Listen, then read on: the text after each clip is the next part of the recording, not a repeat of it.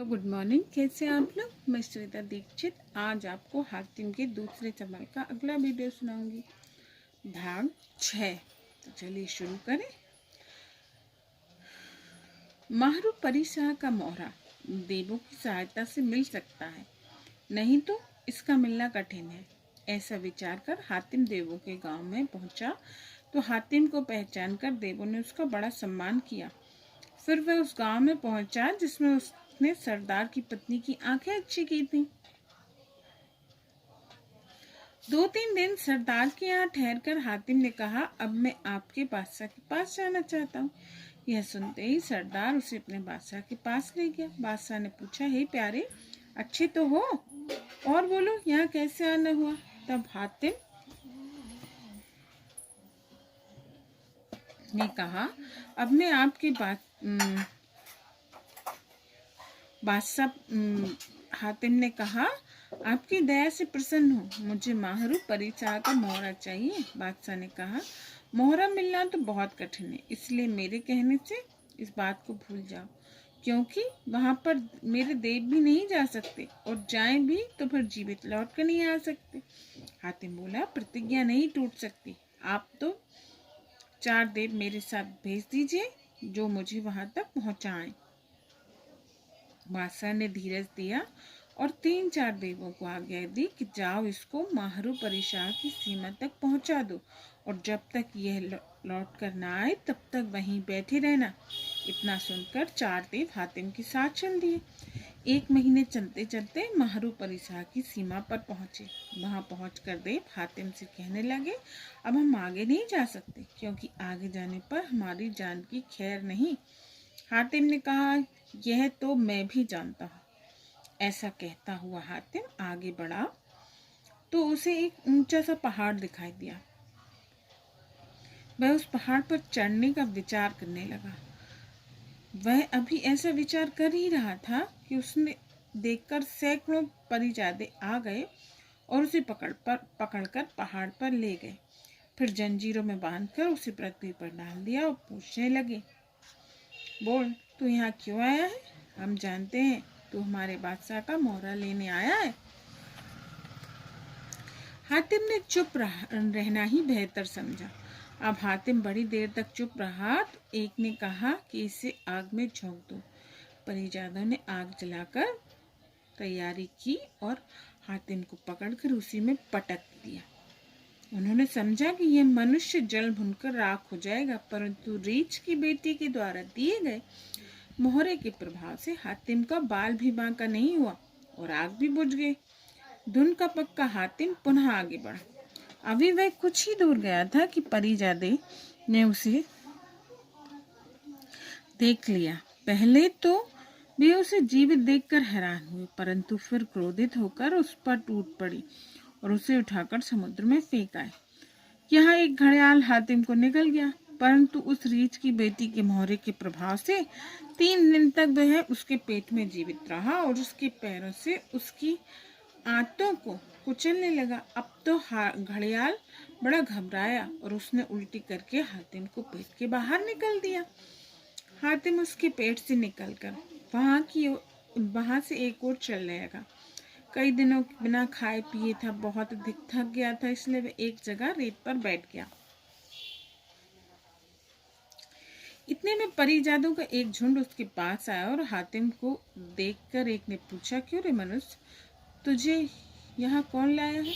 हातिम ने कहा, भूख के मारे प्राण होठों पर हैं, मुझे खाने को दो। भूखे की भूख मिटाना बड़ा भारी धर्म है।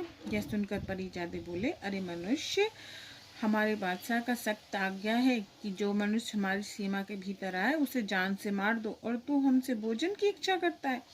हातिम ने कहा, मैंने तो भोजन का सवाल किया है, मेरी जोरावरी नहीं, तुम मुझे समाप्ति कर दो। हातिम की बातें सुनकर उस झुंड का संतान बोला, अरे भाइयों, इस मूर्ख मनुष्य पर आज दया करो, बस्ती में ले चलो, 2-4 दिन भोजन भी दो।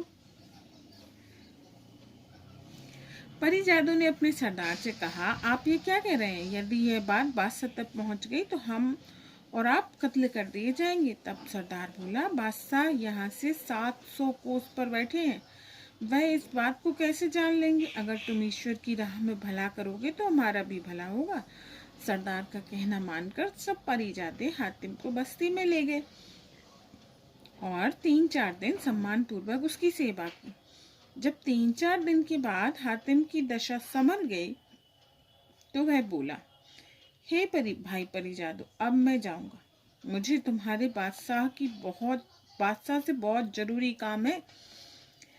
ऐसा सुनते ही परिजादे थर्रा गए और बोले, अरे मनुष्य, तू क्या बकता है? जिससे हम तुझे छिपाना चाहते हैं तू उसी के पास जाना चाहता है। अरे पागल, वहां गया तो ना तेरी खैर है ना हमारी, इसीलिए यहीं से लौटकर अपने वतन की राह ले।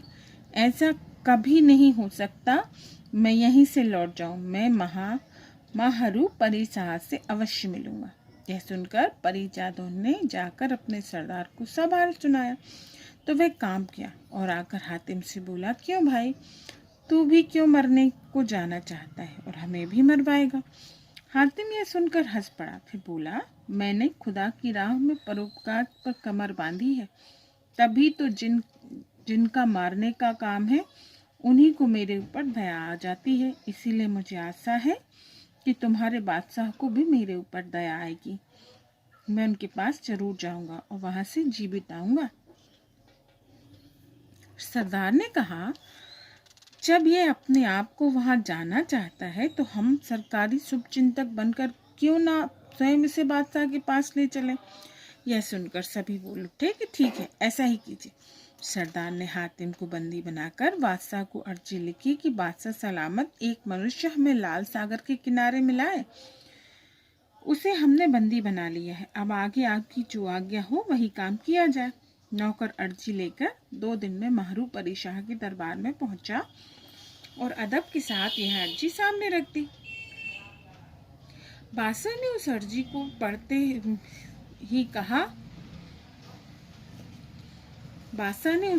पढ़ते ही कहा कि उस मनुष्य को शीघ्र मेरे दरबार में पेश करो। नौकर लौटकर आया और सरदार को बादशाह का हुक्म सुना दिया।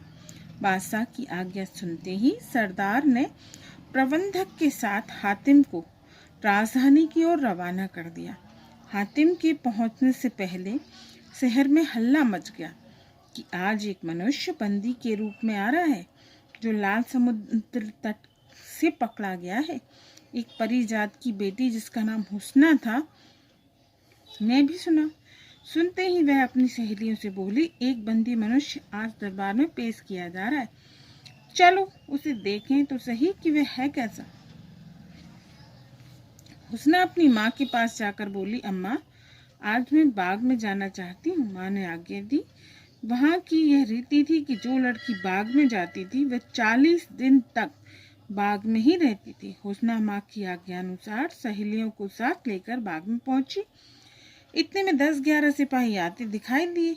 एक सहेली ने उनके पास जाकर पूछा, तुम कौन हो, कहाँ से आए हो और कहाँ जा रहे हो? सिपाही बोला, हम लाल सागर के चौकीदार हैं और एक मनुष्य को पकड़कर शाही दरबार में ले जा रहे हैं। आज रात को यहीं विश्राम करेंगे और प्रातःकाल उसे बादशाह के सामने ले जाएंगे। सहेली हातिम के सुंदर स्वरूप को देखकर मन ही मन रीझ उठी। सहेली बाग में पहुंची और हुस्ना को बताया, हे प्यारी, यह वही सिपाही है जो उस मनुष्य को बादशाह के पास ले जा रहे हैं।